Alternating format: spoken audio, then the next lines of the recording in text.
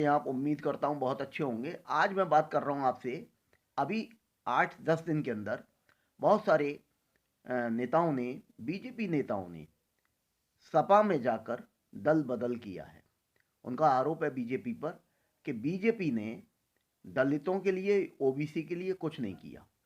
अब बीजेपी अपनी स्ट्रेटेजी बना रही है, रणनीति, और उसके हिसाब से काम भी कर रही है।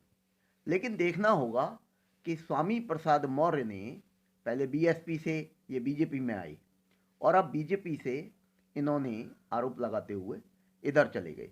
5 साल लगभग इन्होंने सत्ता का सुख भोगा और बहाना बनाकर उधर पहुंच गए। ऐसे दल बदलू नेताओं से जनता को बचने की जरूरत है। कारण इसका सबसे बड़ा बताया जा रहा है कि ये अपने बेटे अशोक के लिए टिकट मांग रहे थे, जिसके लिए बीजेपी तैयार नहीं थी। हाईकमान तैयार नहीं था बीजेपी का। जबकि इनकी बेटी संघमित्रा मौर्य बदायूं से लोकसभा की सांसद है। तो क्या एक ही परिवार के बहुत सारे लोगों को सत्ता सुख दे दिया जाए? फिर जनता में मैसेज जाएगा कि परिवारवाद बीजेपी में भी चलता है। तो स्वामी प्रसाद मौर्य या दूसरे जो सैनी या और दूसरे लोग जो गए हैं, इन लगभग 20 लोग गए हैं अखिलेश खेमे में। तो इन सब को, जनता को आगे, जनता अपने आप दिखाएगी। बहुत जल्द चुनाव आने ही वाले हैं और 10 मार्च को फैसला भी आ जाएगा। 10 मार्च को ये क्लियर हो जाएगा कि आखिर जनता के मन में क्या था। लेकिन इन लोगों ने अपनी नैतिकता ताक पर रख दी और बीजेपी का सत्ता सुख भी भोग लिया 5 साल लगभग। और अब बहाने बनाकर कि ओबीसी और दलितों के लिए बीजेपी ने कुछ नहीं किया। बीजेपी के एक मंत्री हैं योगी सरकार में, सिद्धार्थ जी, उन्होंने बहुत बढ़िया बात कही है कि प्रधानमंत्री स्वयं ओबीसी का एक बहुत बड़ा चेहरा है। अब उसके आगे वो कुछ बोल नहीं सकते। प्रधानमंत्री तो खुद ही एक ओबीसी का बहुत बड़ा चेहरा है। दरअसल इन्हें ओबीसी का बहुत बड़ा बम्पर वोट नजर आ रहा है, जिसका फायदा पिछली बार बीजेपी को हुआ था। और बीजेपी ने क्या किया ये जनता जानती है। ये लोग तो कुछ भी बोलते रहे, कुछ भी कहते रहे बीजेपी के अगेंस्ट, इनके अंदर कितनी नैतिकता बची है ये शायद स्वयं भी नहीं जानते, जनता जानती है। जनता एक एक लीडर को अब पहचान चुकी है, बच्चा बच्चा जागरूक हो चुका है। और देश के हालात अब 20 साल 30 साल पहले के नहीं है। कुछ लोग कहते हैं कि वाकई में कुछ नेता तो आज 1970 और 80 के हालात में जी रहे हैं। लेकिन अब वो जमाना चला गया।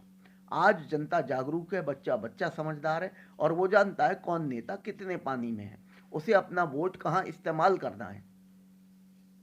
जब तुम्हारी बेटी लोकसभा से सांसद है, तुम एक जगह से विधायक हो, और दूसरा तुम अपने बेटे के लिए भी सीट टिकट मांगना चाह रहे हो, और बीजेपी इनकार करती है, तो आप ये बहाना बनाकर उधर पहुंच जाते हो दूसरे खेमे में। इसी तरह बहुत सारे और दूसरे लोग चले गए। इधर अब अखिलेश यादव जी कह रहे हैं अब हम बीजेपी के और लोगों को नहीं लेंगे। चलिए, ठीक है। लेकिन सबसे बड़ी बात यह है कि बीजेपी ने क्या किया, यह बात जनता से छुपी नहीं है। बीजेपी योगी सरकार के अगर कार्यों की बात करें तो एक एक व्यक्ति यूपी का जानता है कि वो लोग कितने सुरक्षित हैं आज। चाहे वो कोरोना काल रहा हो, अनाज बांटने का मामला रहा हो, नौकरी देने का मामला रहा हो, या कोई भी बात रही हो, पहले से बेहतर काम हुआ है। पूरे विश्व जगत के पटल पर यह बिल्कुल साफ और बिल्कुल क्लियर है, क्रिस्टल क्लियर। विदेशों से तारीफ आ रही है कि इस समय इंडिया के हालात बहुत बढ़िया कर दिए हैं, इंडिया की इकोनॉमी पहले से बेहतर है। लेकिन कुछ लोग सिर्फ अपने स्वार्थ में इतना लिप्त हैं कि वो सिर्फ अपना फायदा चाहते हैं, अपना बेनिफिट देखना चाहते हैं, अपने परिवार का बेनिफिट देखना चाहते हैं। और कुछ लोग तो लगता ही है कि बीजेपी हो चाहे वो कोई भी पार्टी, जो कुछ लोग ज्वाइन करते हैं, उनका मकसद ये होता है कि हम राजनीति में अगर एंट्री करें तो हमें नाम मिले, शोहरत मिले, पैसा मिले और सत्ता सुख मिल जाए। इससे ज़्यादा कुछ नहीं चाहिए। पर दूसरों के लिए हमें क्या करना है वो देख लेंगे, थोड़ा बहुत कर देंगे। ऐसी मानसिकता वाले लोग राजनीति में शुरू से आते रहे हैं। अब बीजेपी जो बढ़िया काम कर रही है उसको घटिया कैसे बताना है, ये इन लोगों से सीखना होगा। ये जो लोग कि दलितों के लिए नहीं किया, ओबीसी के लिए नहीं किया, ये तो वो लोग जानते हैं जो उस ओबीसी को बिलोंग करते हैं, या दलित वास्तव में जो लोग हैं उन्हें पता है कि बीजेपी ने उनके लिए क्या किया, कितना राशन बांटा, कितना अनाज बांटा। उसके बावजूद भी हर एक कार्य की बुराई करना। अगर कोई ओवरब्रिज का निर्माण किया, कोई उसका उद्घाटन हुआ, तो पहले से ही दूसरे नेता बोल देते हैं सपा के कि इसकी शुरुआत तो हमने की थी, वो लोग तो केवल फीता काटने आए। इस तरह की अनर्गल बातें करते हैं। दोस्तों, आने वाले समय में ये सब क्लियर हो जाएगा और हमें ऐसे नेताओं से बचना होगा। ऐसे नेताओं की कथनी और करनी पहचाननी होगी। हमें अपने वोट का सही इस्तेमाल करना होगा। मैं ये नहीं कहना चाह रहा कि आप बीजेपी को वोट दो, आप सोच समझ कर वोट दो। और आने वाले समय में हमें देखना है कि कौन नेता कितने पानी में है, कौन व्यक्ति सही है, हमारा समाज किसको वोट देता है, और वोट देने के बाद उसका वोट व्यर्थ न जाए, हमारे देश में खुशहाली आए, हमारा देश नित्य निरंतर आगे बढ़े। बस हमें यही देखना है। हम सेफ्टी पहले चाहते हैं, सिक्योरिटी पहले चाहते हैं। योगी जी ठीक कहते हैं 4.5 साल में एक भी दंगा नहीं हुआ, इसमें क्या गलत बात है?